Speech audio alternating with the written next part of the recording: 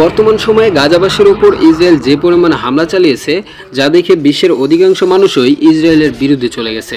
তবে ইসরায়েলের বিরুদ্ধে গেলেও তারা কোনো ব্যবস্থা নিতে পারছে না, কারণ ইসরায়েলের কাছে এমন 5টি আধুনিক অস্ত্র আছে যা বিশ্বের কোনো দেশেই দেখা যায় না।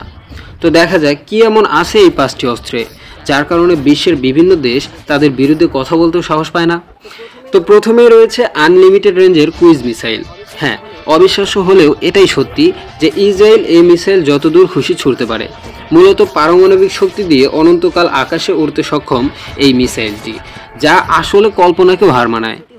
এরপর দ্বিতীয় নম্বর অস্ত্রটি হলো ইসরায়েলের হাইপারসনিক অস্ত্র, যার নাম দেওয়া হয়েছে কিলজার ব্যালিস্টিক মিসাইল। এটিকে ব্যালিস্টিক মিসাইল আখ্যা দেওয়া হলেও এটা পুরোপুরি তার মতো নয়, কারণ এই মিসাইলটিকে অনেক শক্তিশালী বিমান থেকে নিক্ষেপ করতে হয়। মিগ 31 থেকে নিক্ষেপ করলে এর রেঞ্জ দাঁড়ায় 2000 কিলোমিটার, আর TU-22 থেকে নিক্ষেপ করলে 3000 কিলোমিটার পর্যন্ত আঘাত হানতে পারে। তবে মিসাইলটি প্রতি ঘন্টায় 14000 কিলোমিটার পর্যন্ত পাড়ি দিতে পারে। এরপর 3 নম্বর অস্ত্রটি হচ্ছে অ্যাভাঙ্গার, যা হাইপারসনিক গতির একটি অস্ত্র।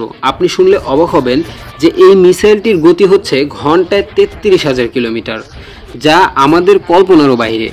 এত দ্রুত গতির অস্ত্র আপাতত পৃথিবীতে নেই। এটি মূলত একটি আত্মঘাতী মিসাইল।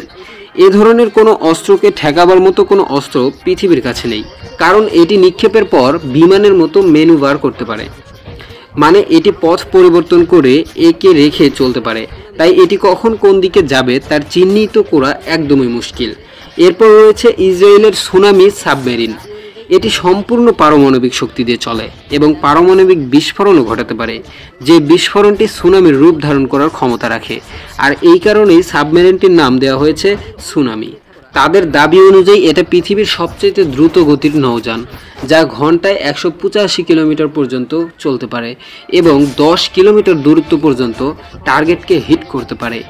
এগুলো পানির অনেক গভীরে থাকার কারণে এগুলোকে শনাক্ত করা কিংবা ধ্বংস করা খুব কঠিন হয়ে থাকে। এরপর তাদের সর্বশেষ অস্ত্রটি হচ্ছে খুবই গোপনীয় লেজার ওয়েপন।